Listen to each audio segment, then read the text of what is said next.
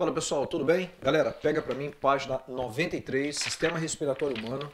Vimos na última aula Sistema Digestório Humano, né? O trajeto do alimento, tá lembrado? Boca, faringe, esôfago, estômago, duodeno, não é isso? Aí tivemos lá o intestino delgado, intestino grosso, reto, ânus. Foi a nossa última aula que a gente trabalhou, né? Glândulas anexas, fígado, pâncreas, glândulas salivares. E agora a gente vai entrar em Sistema Respiratório Humano. A primeira parte que a gente trabalha em sistema respiratório humano, né, até esquece sua postura um pouquinho, é exatamente o trajeto do ar. O ar ele segue um trajeto. Né? Para quem não se lembra, o trajeto do ar seria qual? Vamos olhar para mim aqui. Ó, né? Boca, faringe, laringe, traqueia, brônquios, bronquíolos e alvéolos pulmonares. Certo? Assim como existe um trajeto para o alimento, existe também um trajeto, né, do ar até que ocorram as trocas gasosas nos alvéolos pulmonares. Então essa imagem que você está vendo aqui é uma imagem que você tem na tua apostila. Certo? Aqui eu até coloquei os pontos mais importantes, né, que a gente tem do sistema respiratório. Né? Cavidade nasal e a boca, quer dizer que o oxigênio entra tanto pela boca, mas é óbvio que é muito melhor respirar pelo nariz. Daqui a pouco você vai anotar isso, porque pelo nariz o que acontece? Né? O sangue ele entra aquecido, filtrado, umedecido. Lá embaixo na apostila eu falei sobre isso aí. Tá? Então ele segue para um tubo comum para o sistema digestório quanto para o sistema respiratório conhecido como laringe, ou, faringe, tá aqui. Faringe é um tubo que faz comunicação tanto com o sistema digestório quanto com o sistema respiratório. Aí ele entra na laringe, logo em seguida traqueia, ramifica para os pulmões, né?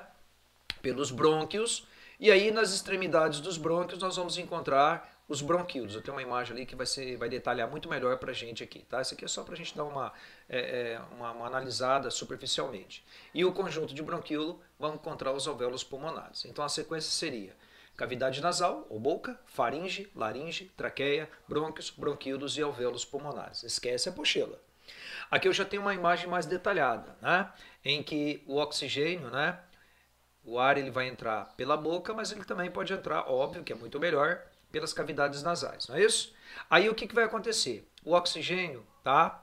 Ou a saída de gás carbônico, ele vai entrar nesse tubo que você está vendo aqui, que ele é um tubo chamado de faringe, que se comunica tanto com o sistema digestório quanto com o sistema respiratório, porque o alimento ele passa pela faringe, assim como o oxigênio e o gás carbônico também passam pela faringe. Em seguida, tá? Os gases, né? O oxigênio no caso, vai entrar na laringe, certo? Que é um tubo cartilaginoso, e da laringe ele se estende aqui, ó, para a traqueia, correto? Essa é a traqueia. Olha ela aqui que legal. E aí a traqueia se ramifica. Se ramifica onde? Nos brônquios. E cada brônquio tem a sua terminação. Olha aí, ó, parece um cachinho de uva, tá vendo aqui? Essas terminações que parecem cachos de uvas, que vocês estão vendo aqui, olha que massa, ó. Esse aqui são os bronquíolos. Então o que é um brônquio? Né? Aí, ó, estou pintando para você, ó. Isso é um brônquio. O brônquio, na verdade, olha lá, ó, ele é um conjunto do quê? De bronquíolos, tá vendo? Brônquio é conjunto de bronquíolos. Aí, isso aqui tudo é brônquio, conjunto de bronquíolos. E se eu pegar um bronquíolo, você pode ver aqui, eu estou pegando um bronquíolo para você analisar. Cada unidadezinha dessa de um bronquíolo, se eu ampliar, eu tenho aqui o chamado alvéolo pulmonar, certo? Onde os capilares sanguíneos envolvem esse alvéolo pulmonar. Então a sequência seria boca ou cavidades nasais, faringe, laringe, traqueia, brônquio, bronquíolo e alvéolo pulmonar. Professor, o que é brônquio? Conjunto de bronquíolos. O que é bronquíolo? Bronquíolo é um conjunto de alvéolos. E o que é o alvéolo? O alvéolo é o local onde vão ocorrer as trocas gasosas. Já vou até adiantar para você logo.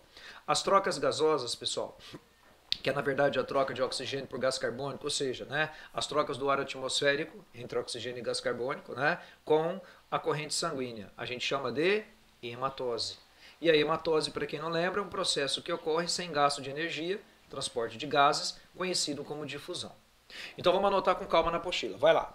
Boca ou cavidades nasais, faringe, laringe, traqueia, brônquio, bronquíolo e alvéolo. O que é brônquio? Conjunto de bronquíolo. O que é bronquíolo? Conjunto de alvéolo. O que é alvéolo? Locais de trocas gasosas. Eu quero que você anote, grife esses trocas gasosas, joga uma flechinha para baixo e já coloca para mim. Hematose. Lembrando que a hematose, que é o processo de trocas gasosas, né, que ocorre nos alvéolos, ocorre por um mecanismo que não se gasta energia, chamada de difusão.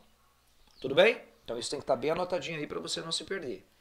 Gente, presta atenção, se você bloquear o brônquio, imagine que o brônquio ele foi bloqueado. certo? Uma obstrução no brônquio. Se você tiver o seu brônquio bloqueado, né, obstruído, o oxigênio não vai chegar no bronquíolo. Se você bloquear os bronquíolos, o oxigênio não vai chegar nos alvéolos, certo? E se você tiver um bloqueio do alvéolo, não vai acontecer trocas gasosas. Então vamos lá, seguindo a apostila. Vamos lá. Aqui você tem um trajeto, né? Você pode ver em amarelinho, olha lá, ó. Cavidade nasal, faringe, laringe, traqueia, brônquios e aí vai. Bronquíolos e alvéolos pulmonares. Tá certo? Esse é o trajeto do ar que ocorre nos pulmões até na entrada do nariz ou cavidade bucal até chegar nos alvéolos pulmonares. Vamos lá. Cavidades nasais. Bom, gente, para quem não lembra, né? As cavidades nasais são exatamente os locais por onde, né, o oxigênio ele acaba entrando pelo nariz, isso é óbvio, né? Aqui nós temos as narinas, né, nós temos duas narinas, dividida por um tecido cartilaginoso, que todo mundo já ouviu falar, que é o famoso o quê, galera? Septo nasal, correto? Esse é o septo nasal. Então nós temos a entrada de oxigênio por duas vias aéreas, né, duas cavidades nasais, como a saída de gás carbônico também. Eu disse anteriormente, é preferível, olha lá, que você respire pelo nariz. Confirma? Porque o ar vai entrar aquecido, umedecido e filtrado. Não se esqueça que os pelinhos que nós temos no nariz, ele ajuda na filtração. Então vai na apostila. Cavidades nasais. São duas cavidades paralelas. Ok, uma de cada narina, não é isso? Que começam nas narinas e terminam na faringe. Começam nas narinas e terminam na faringe, certo? Ok, eu vou pintar para você, olha essa imagem aqui, ó. Tudo isso aqui é cavidade nasal, ó. Tá certo? Começa aqui, aonde, professor? Na narina e termina na faringe. A faringe é aqui, ó. Essa aqui é a faringe, tá vendo? Isso é a faringe. Essa região aqui nós chamamos de faringe. É um tubo que se comunica com o esôfago e se comunica com o sistema respiratório. Muito bem, então. São separados por uma parede cartilaginosa, vírgula, o septo nasal. Escreve lá, o septo, como eu coloquei aqui do lado, nasal. Aí eu fiz questão de colocar que nas cavidades nasais o ar ele é filtrado, umedecido e aquecido. Beleza?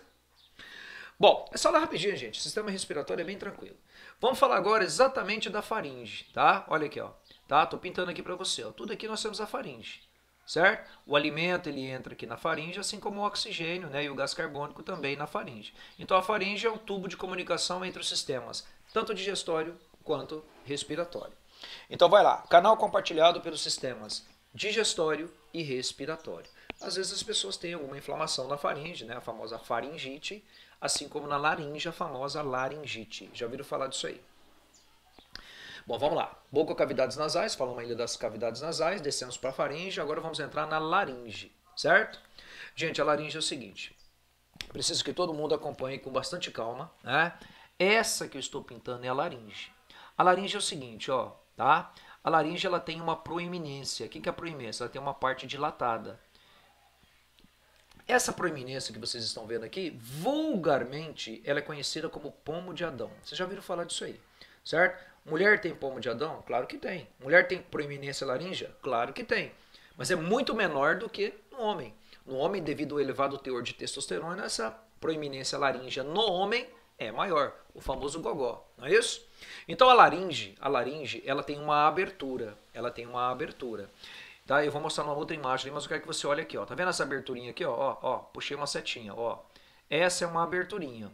A abertura da laringe chama-se glote. Esquece a apostila.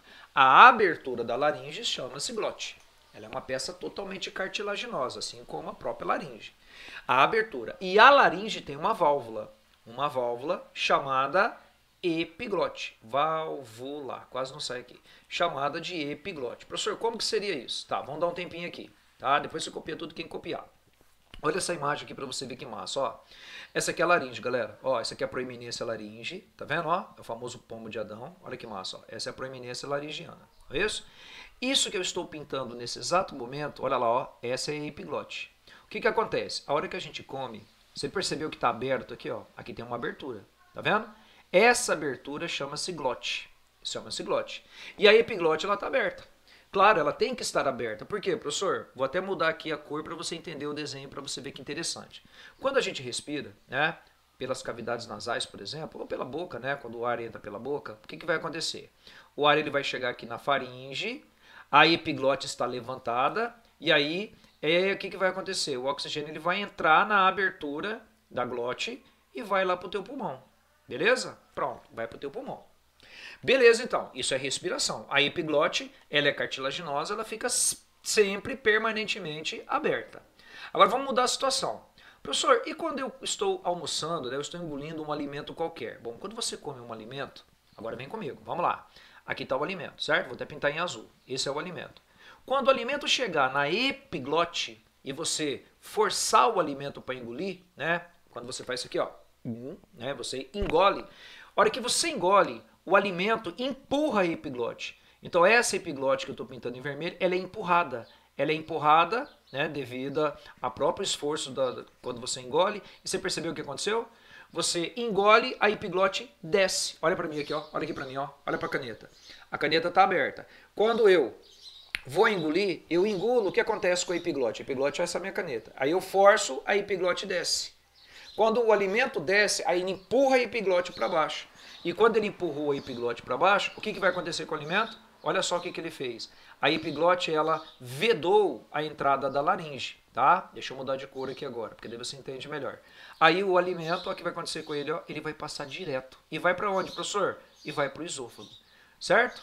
Para quê? A epiglote tem que estar fechada, porque se ela não estiver fechada, o alimento vai para o teu pulmão, certo? Você não controla isso é cartilaginoso. E quando você acabar de engolir, acabei de engolir, naquele exato momento, o que acontece com a epiglote? Olha lá, ó, ela volta ao normal de novo, certo? Ela volta e fica aberta para você poder respirar e o oxigênio entrar. Eu vou te mostrar uma animação ali bem legal que você vai entender, tá? Olha só aqui para você ver que massa, ó, tá bom? Fica olhando, eu vou pintar, ó. Isso que eu tô pintando de vermelhinho, fica olhando, eu quero que você olhe para cá. Essa é a epiglote, fechou? Ela tá aberta, ó, você pode ver que ela tá levantada, correto? Ela tá levantada, significa que se eu estiver respirando, vem comigo, ó. Ele vai passar, essa é a abertura chamada de glote, e aí o oxigênio vai lá para o teu pulmão, certinho? Mas quando eu estou almoçando, engolindo um pedaço de alimento qualquer, essa epiglote ela vai ter que fechar, tá? Olha para cá, eu vou te mostrar uma animação, só quero que você entenda primeiro o procedimento. Então na hora que eu engolir, essa epiglote ela desce. Ela desce e bloqueia aqui, ó. Quem que ela bloqueia? A laringe. Para que o alimento, a hora que você engolir, ele passe direto e vai aqui por trás. Ó, para onde? Para o teu esôfago, certo? Que vai para o teu estômago. Agora eu vou te mostrar a animação. Eu quero que todo mundo foque aqui, ó. Foque nesse desenho na animação, ok? Foque na epiglote. Vai, olha lá, ó. Olha o que acontece com o epiglote, ó. Ele vai engolir, olha lá, ó, desceu. Olha de novo, ó. Ele engoliu, a epiglote desce e fecha para que o alimento possa, como se fosse um trampolim, tá vendo? Ó? Ele dá uma puladinha e vai para o esôfago para não entrar alimento no seu pulmão, ok? Na sua laringe e, consequentemente, no teu pulmão. Outra curiosidade. Lembra que eu te falei que tem uma abertura? Que a abertura da laringe chama-se, né, glote. E em cima da glote fica a epiglote, tá? Já falei. Nossa, já tá chato isso. Eu sei, gente. Eu sei que tá chato, porque eu fico falando toda hora. Eu adoro repetir, para ver se você, né, não esquece jamais. Então, olha só o que eu vou fazer, ó. Vem de novo. Essa é a epiglote. Confirma? Epiglote. Essa abertura que você está vendo de perfil é a glote. Professor, se você estiver olhando de frente, essa é a imagem que você vai ter. Tá vendo? Essa é a imagem da laringe, ó. Essa é a abertura da nossa laringe. Essa é a glote, tá certo? E esse é aquele que fica em cima, que eu te falei que quando você engole ele abaixa. Essa, número 3, é a epiglote. Tá certo? Essa é a epiglote. Você percebeu que interessante? Isso que está no número 2 aqui, ó, tá vendo? Ó? Isso aqui no número 2 são as chamadas cordas vocais. Hoje você não chama de cordas vocais, hoje você chama de pregas vocais, correto? São só duas. Ah, professor, eu achei que era 6, do, ré, mi, fá, sol, lá, si. Cara, não tem nada a ver. São só duas. Quando as pregas vocais estão abertas, dá uma olhada aí, ó, abertas, o som emitido pela gente, ele sai mais grave. E aí ó, sentiu o drama? Agora, quando você, né, diminui esse espaço, tá? O som sai mais agudo. E aí, tá vendo? Tá vendo a diferença? Então, o som grave, as pregas vocais abertas. Som agudo, as pregas vocais ficam mais fechadas. Certo?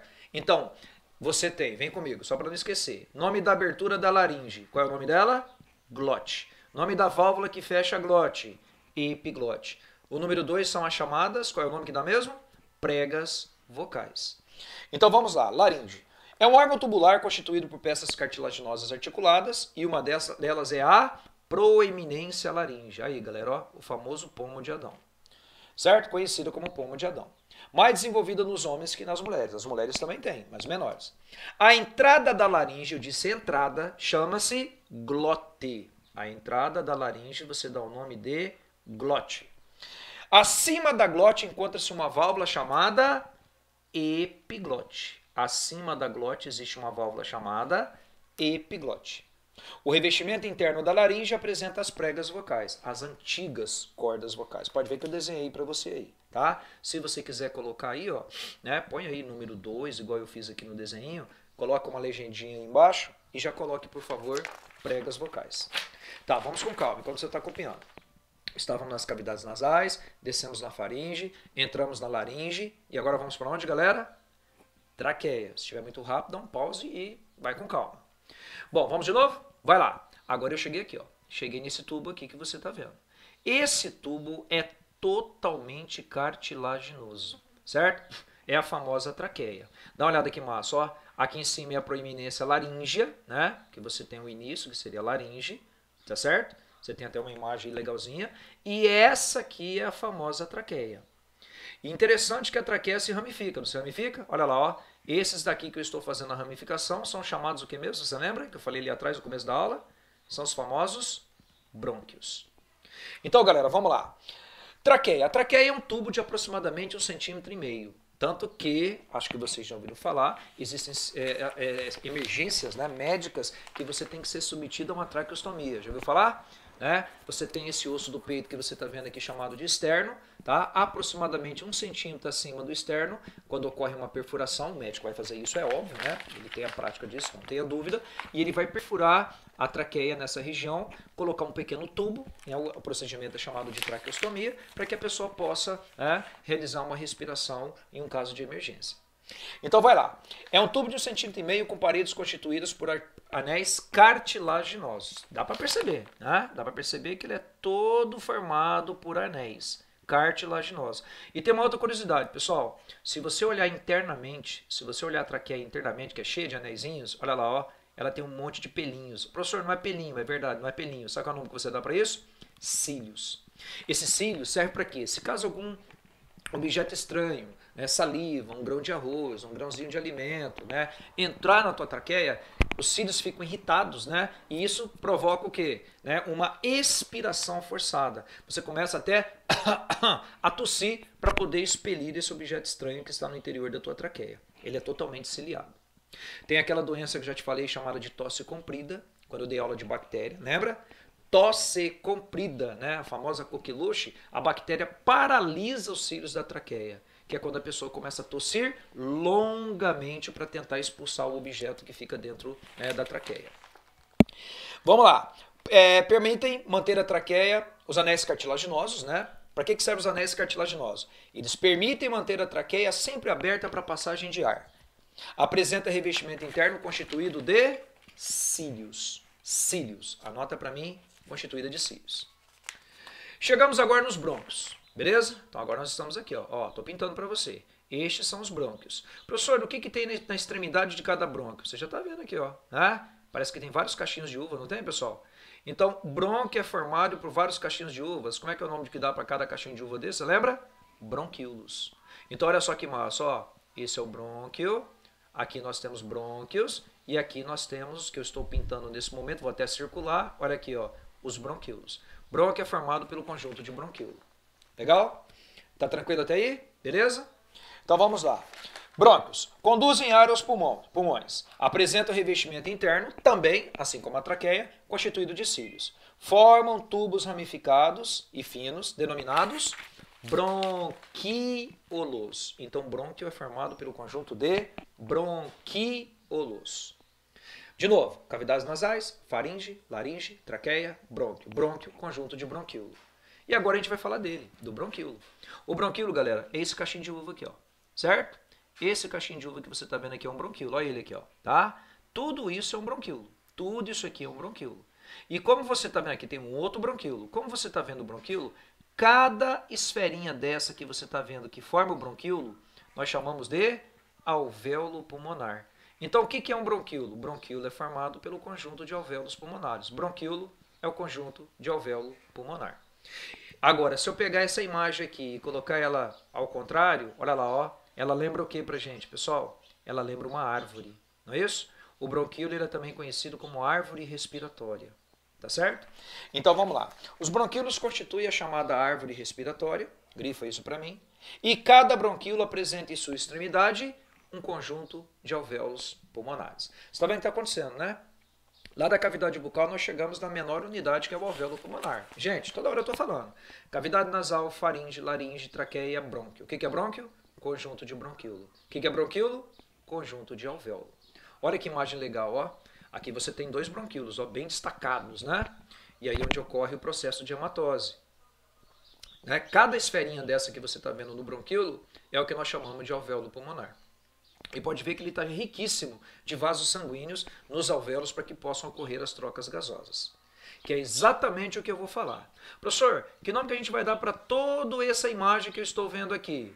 Parece uma árvore de cabeça para baixo, né? Como é que é o nome, pessoal? Bronquíolos. Agora, se eu pegar uma unidade só, uma única unidade, olha lá que massa, ó. Essa unidadezinha é o alvéolo pulmonar. O alvéolo pulmonar, tá? É uma estrutura de membrana extremamente fina, riquíssima de vasos sanguíneos. O que acontece? É onde ocorrem as trocas gasosas. Do alvéolo, né, para os glóbulos vermelhos, certo? Partem o oxigênio. E do glóbulo vermelho, tá? Deixa eu até mudar de cor aqui, porque esse vermelho vai confundir você. Deixa eu colocar uma outra cor, com um verdinho aqui, ó. Vamos de novo. Do alvéolo para o glóbulo vermelho, né, eu tenho oxigênio saindo do alvéolo e entrando no capilar, né, no glóbulo vermelho.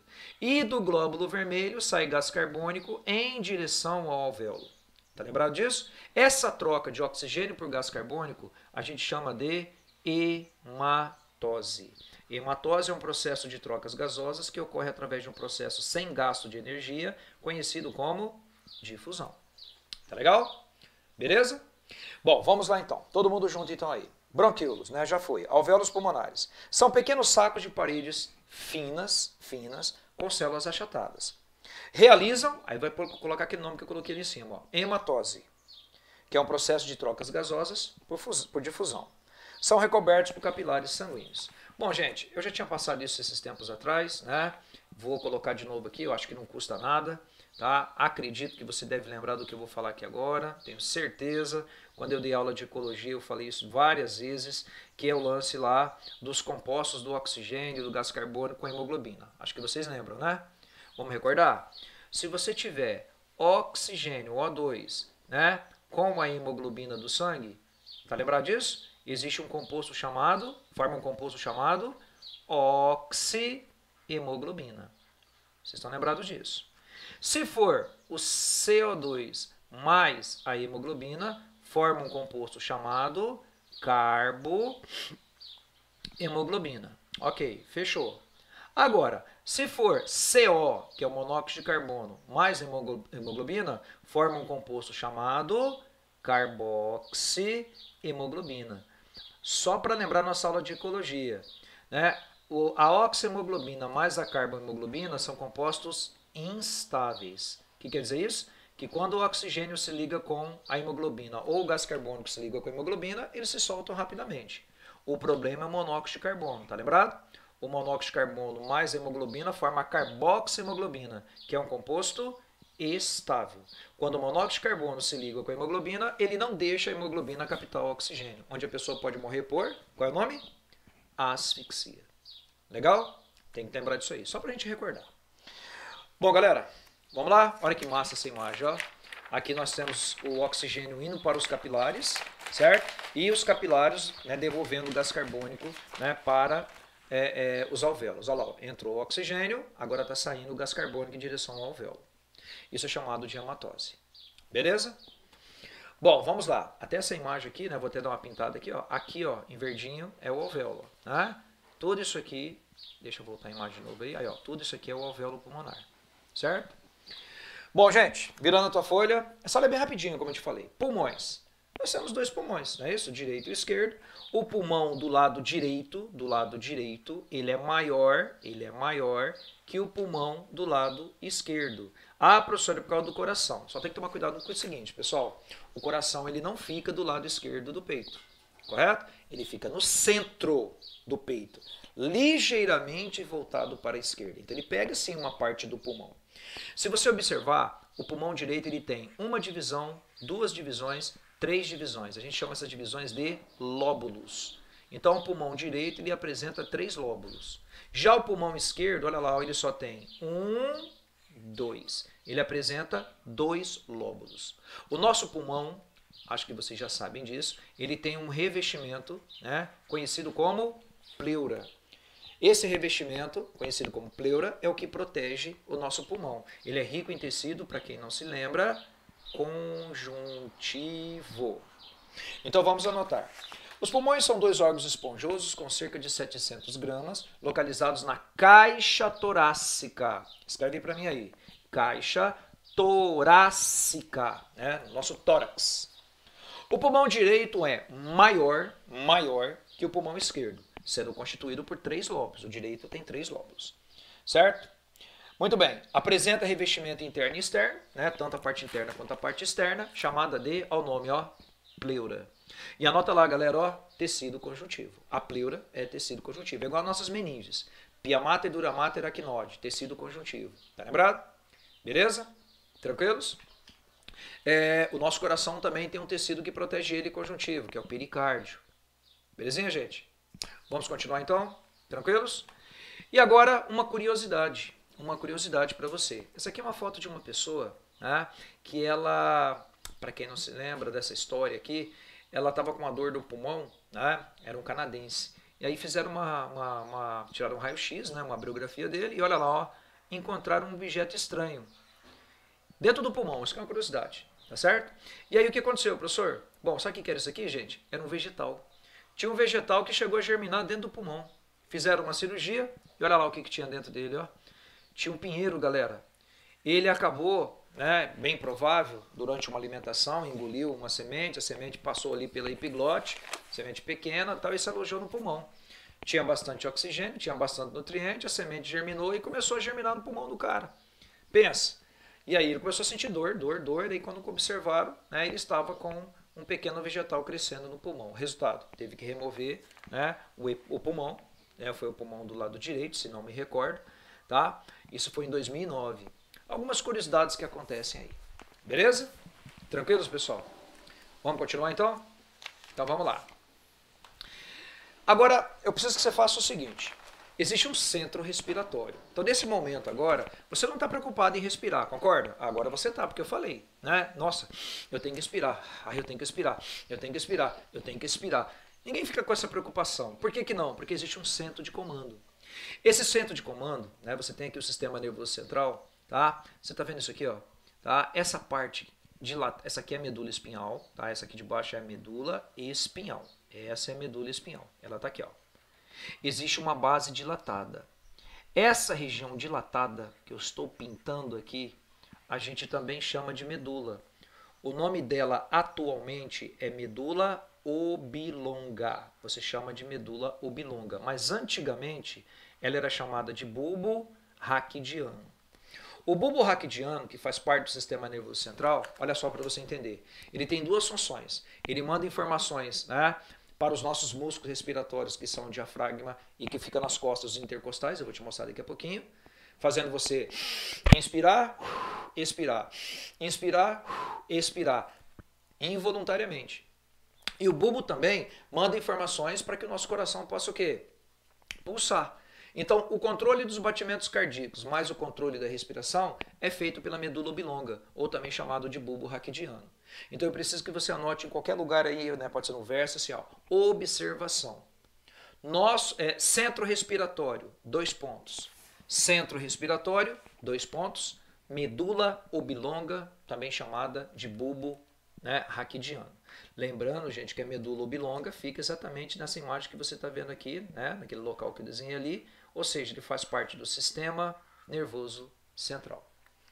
Tudo bem, pessoal? Sistema nervoso central. Bom, vamos lá. Uma coisa só para você ficar bem completa a tua apostila. Gente, quando diminui, fica olhando só que interessante isso aqui, ó. Quando diminui o pH sanguíneo, tá? Quando diminui o pH sanguíneo, na corrente sanguínea ela fica mais o quê? Mais ácida. Com a diminuição do pH sanguíneo, o sangue, né, mais ácido, faz com que o bulbo mande mais informações para o diafragma, impulsos nervosos, né, e para os músculos intercostais. Para quê? Para aumentar o fluxo respiratório. Então, com a diminuição do pH sanguíneo, aumenta o ritmo respiratório. Certo? Isso quer ver que interessante? Se você estiver agora num quarto fechado, você está no seu quarto fechado, janela fechada, porta fechada, não está tendo entrada de oxigênio, está tudo fechado. Aí você começa a respirar. Você vai respirando oxigênio e vai liberando o que para o ambiente? Gás carbônico. Então você vai chegar um momento que vai ficar saturado de gás carbônico no ambiente. Aí você vai começar a inalar esse gás carbônico.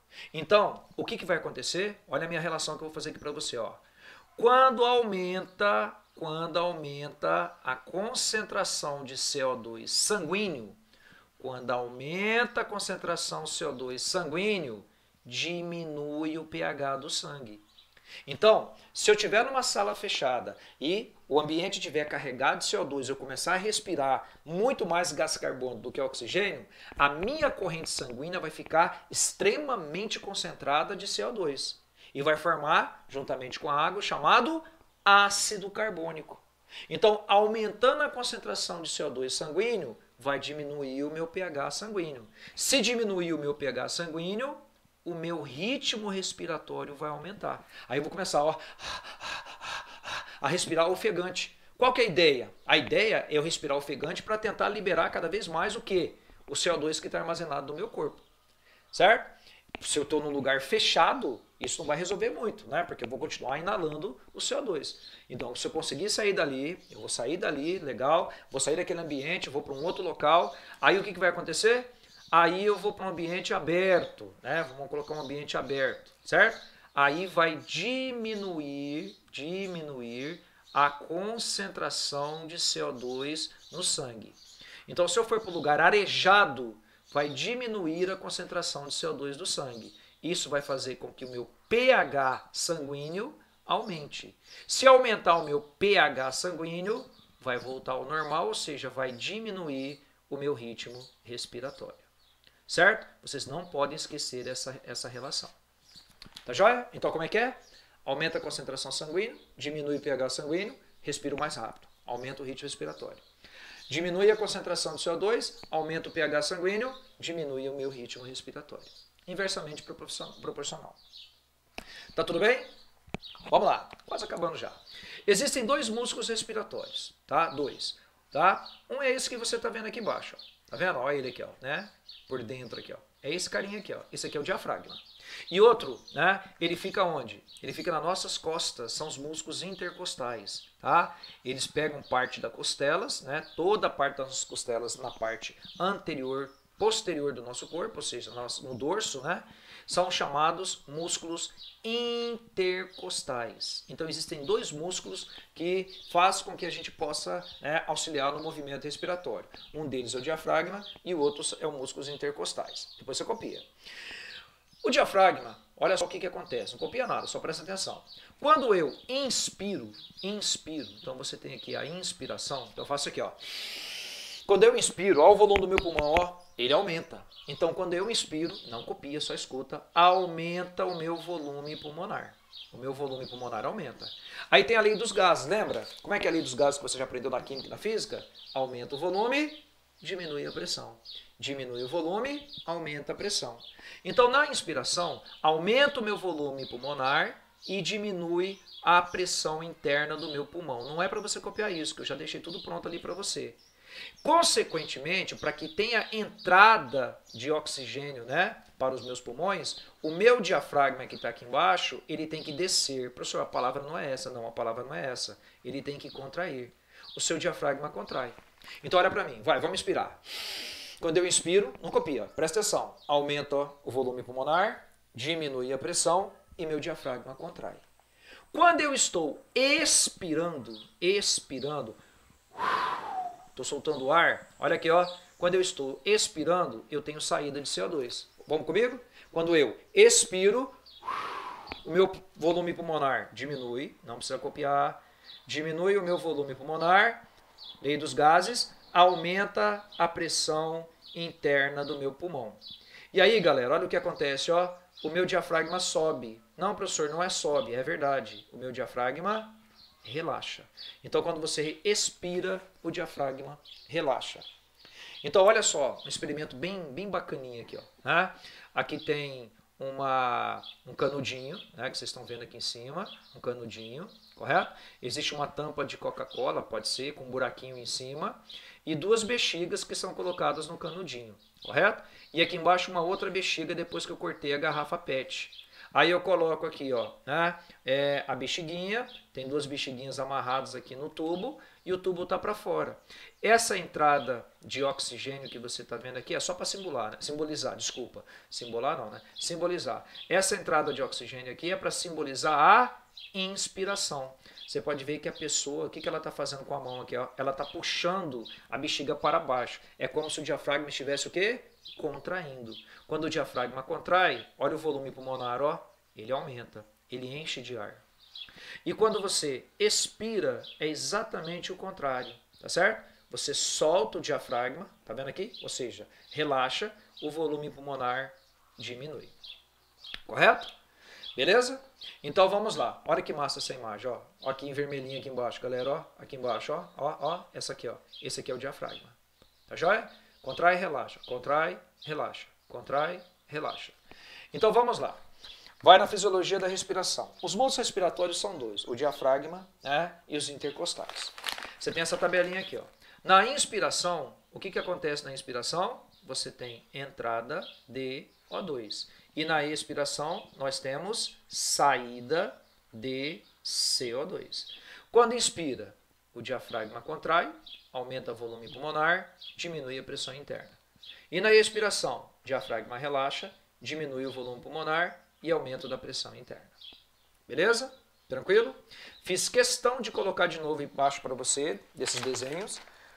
A hematose é o processo de trocas gasosas que ocorre nos alvéolos pulmonares, já tinha falado disso. E o processo de trocas gasosas ocorre por um fenômeno chamado difusão, que é transporte passivo. Tudo bem, pessoal? Então vamos lá. Tem 3 exercícios que eu preciso fazer com você, tá? Preciso de você aqui. Tá? Tem um, inclusive, que o gabarito está errado, a questão foi até anulada e eu fiz uma correção nela para ficar correta. Mackenzie 2020, na respiração associada à circulação humana, vai lá. Todas as artérias levam sangue arterial e todas as veias levam sangue venoso. É o que todo mundo pensa, tá? A gente vai ver isso aqui na aula que vem. A aula que vem é sistema circulatório. Sangue venoso é sangue rico em CO2. Sangue arterial é sangue rico em oxigênio. Tem aluno que pensa isso mesmo. Ah, artéria transporta sangue arterial, veia transporta sangue venoso. Não, não está errado, não é assim não. A artéria é todo vaso que sai do coração. Veia é todo vaso que chega ao coração. E outra, tem artéria que transporta oxigênio, assim como tem artéria que transporta gás carbônico. Tem veia que transporta oxigênio, assim como tem veia que transporta gás carbônico. Tá certo? Então está errado a letra A. Vocês vão ver semana que vem que a artéria aorta transporta oxigênio e a artéria pulmonar transporta gás carbônico. Vocês vão ver semana que vem que a veia pulmonar transporta, né, oxigênio e a veia cava transporta CO2. Tá certo? O ventrículo direito recebe sangue arterial após a hematose. Bom, nós não demos aula ainda de coração, né? Ainda não, vai ser semana que vem, mas já vou até adiantar logo para você aqui, ó, né? Se eu pegar o coração humano e dividir em 4 cavidades, você tem átrio direito, ventrículo direito, átrio esquerdo, ventrículo esquerdo, correto? Beleza? Todo esse lado esquerdo é sangue rico em oxigênio, tá certo? Sangue arterial. E todo esse lado direito é sangue rico em CO2, é sangue venoso. Então a letra B está errada. Ele fala que o ventrículo direito recebe sangue arterial. Ventrículo direito, sangue rico em CO2, é sangue venoso. Está errado. Beleza? E outra, para ficar correta essa questão, para ela ficar corretinha, eu tinha que mudar aqui de ventrículo esquerdo. O ventrículo esquerdo recebe sangue arterial após a hematose. Aí tudo bem. Nos capilares teciduais, aumenta a proporção de oxihemoglobina. Gente, eu estou falando de tecido. As células teciduais mandam para os capilares gás carbônico, certo? Depois das reações. Então aqui é carbohemoglobina. Muito bem, vamos lá. O bulbo, falei hoje para vocês, o bulbo do sistema nervoso central, medula oblonga, promove hiperventilação, certo? Hiperventilação é quando eu estou tendo ritmo acelerado, lembra? Na medida que o pH sanguíneo sobe, na verdade, na medida que o pH sanguíneo cai, desce, certo? Quando ele cai, quando ele desce, ou se torna alcalino, errado, ou se torna ácido, é o ácido carbônico. A hematose compreende a difusão de gases específica em capilares alveolares, transformando sangue venoso em sangue arterial. Sangue venoso rico em gás carbônico, sangue arterial rico em oxigênio. Resposta certa, letra I. Essa aqui ela foi anulada, aí eu arrumei a questão para ela ficar correta. No dia 15 de 2016, de setembro de 2016, o ator brasileiro Domingos Montanher, intérprete do personagem santo da novela Velho Chico, morreu afogado enquanto nadava no Rio São Francisco. Acho que vocês lembram, né? Ele estava nadando lá, né, junto com a atriz Camila Pitanga. Foi, né, todo mundo ficou sabendo da história. Né? Foi um acidente, né, triste, né? Nas mediações do município de Canindé de São Francisco, em Sergipe. Seu corpo foi encontrado a cerca de 30 metros de profundidade, preso nas pedras, perto da usina hidrelétrica de Xingó. Ao saber do fato, um telespectador poderá fazer as seguintes afirmações. Vamos lá. O afogamento é uma forma de asfixia, é verdade, pela substituição do ar atmosférico por água ou outro líquido que pode resultar numa parada cardiorrespiratória. Ok. Gente, você só toma cuidado que quando ele fala ar atmosférico, tá? A gente tem que tomar cuidado que é o oxigênio, né? Que é o que a gente precisa. Se as funções respiratórias não forem estabelecidas diante de 3 a 4 minutos, isso é uma média, as atividades cerebrais cessarão totalmente, causando a morte. É verdade. As células do cérebro deixarão de receber oxigênio e você chama isso de hipóxia. O número 2 está correto. Aqui eu arrumei, tá, pessoal? Essa questão tinha sido anulada. Eu quero que você conserte aí, ó. Apague aí respiração humana e coloque hematose. A hematose é o processo de trocas gasosas entre o ar atmosférico e o sangue que ocorre nos pulmões. Aí ela fica correta. Todas as células do corpo humano executam a respiração celular que ocorre no interior das mitocôndrias. Sabe o que está errado aqui? Quando ele fala todas as células. Ué, professor, tem célula que não tem mitocôndria? Tem. Eu já te ensinei. Hemácias. Hemácia é uma célula. E hemácia não tem nem ribossomo e nem mitocôndria. Aula de tecido sanguíneo. Tá lembrado? Então o item 4 está errado. Então você já corta 4, já corta 4, já corta 4. Certo? Aqui não tem 3, está errado, gabarito D de dado. Os produtos da respiração celular são água e gás carbônico. Vamos respirar? Aí, ó, liberei CO2 e água. A água formada é reutilizada pelas células e o gás carbônico é eliminado do corpo. 1, 2, 3, 5, resposta D de dado. Essa aqui eu não deixo de fazer. Ela é uma questão muito bacana. Na Copa Libertadores da América de 2012, o time do Santos perdeu de 2-1 para o Bolívar da Bolívia em La Paz. O fraco desempenho físico do time santista em campo foi atribuído à elevada altitude da cidade. Aí você tem que lembrar de uma coisa, pessoal, né? Vamos lembrar de um detalhe aqui? Tá? Então vamos supor o seguinte, ó.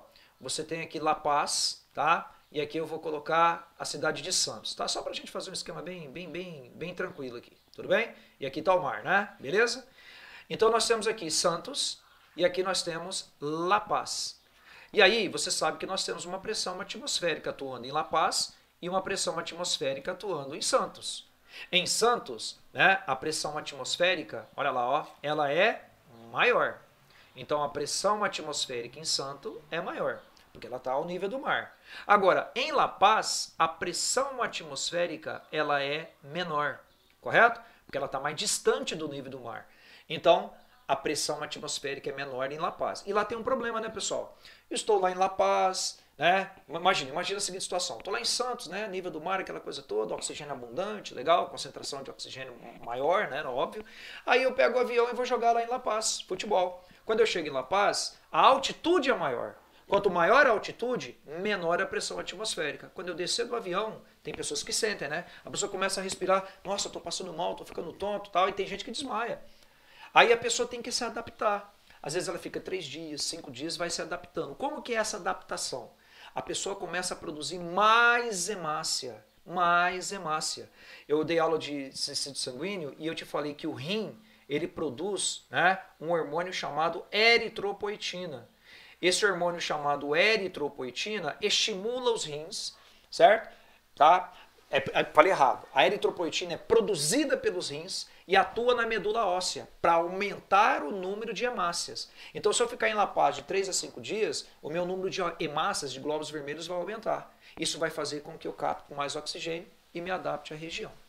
Então, se eu pegar uma pessoa que mora ali, né, sei lá, uma pessoa de 40 anos, de 50 quilos, 70 quilos, e uma pessoa lá em La Paz de 40 anos, 70 quilos, né, mesmo sexo, por exemplo, provavelmente quem que vai ter mais glóbulos vermelhos da corrente sanguínea? Quem vive em La Paz, correto? Então, vamos lá. Onde os jogadores desembarcaram às vésperas do jogo? 2 semanas depois, jogando em Santos, o time santista ganhou do Bolívia por 8 a 0. Considerando a pressão atmosférica, a mecânica, a fisiologia da respiração e ainda o desempenho físico dos jogadores do Santos, nesses 2 jogos, é correto afirmar que em Santos, a pressão atmosférica é menor. Tá errado. Se tiver menor, eu já corto. Menor, corta, menor, corta. Letra B, maior que em La Paz, o que implica mais esforço dos músculos intercostais e do diafragma para fazer chegar aos pulmões a quantidade necessária de O2. Em Santos, portanto, o maior esforço físico dos músculos envolvidos com a respiração resulta na melhoria do desempenho físico dos atletas. Gente, na verdade, se ele está em La Paz, a pressão atmosférica é maior, ele tem mais facilidade, devido à pressão ser maior, de captar esse oxigênio. Então, o esforço dos músculos das costas, até mesmo do diafragma, vai ser menor. Então, só sobrou D. Maior que em La Paz, assim como é maior a concentração de O2 por volume de ar atmosférico inspirado. Em Santos, portanto, com maior disponibilidade de oxigênio, a concentração de hemácia de sangue é suficiente para levar aos tecidos musculares o oxigênio necessário para a atividade física empregada no jogo. Resposta certa, letra D de dado. Beleza? Peço para você fazer as demais. E a aula que vem vai ser massa, hein? Sistema circulatório. Obrigado, galera. Tamo junto. Fica aguardando aí as dúvidas, tá bom?